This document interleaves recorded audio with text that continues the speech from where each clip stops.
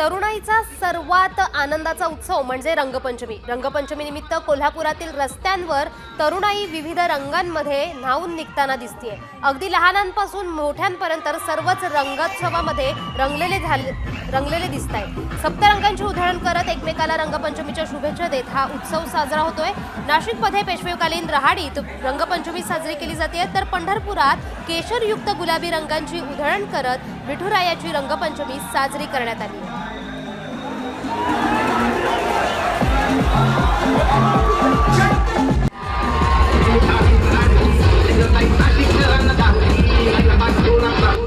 Comscore नुसार आता isakal.com आहे देशातील नंबर 1 ची मराठी न्यूज वेबसाईट. प्रत्येक अपडेटसाठी isakal.com ला नक्की भेट.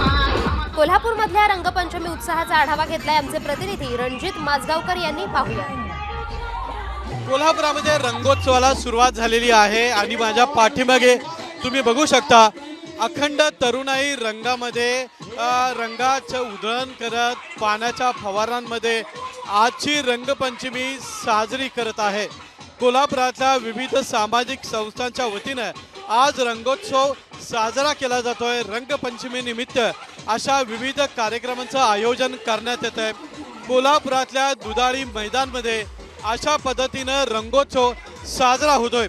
त्यांना उत्साहित करण्यासाठी या ठिकाणी महिला असतील, DJ असेल किंवा RJ असेल, RJ सुद्धा या ठिकाणी पोहोचलेले आहेत आणि संपूर्ण तरुणाई सध्या रंगामध्ये न्हाऊन निघताना आपल्याला पाहायला मिळतंय.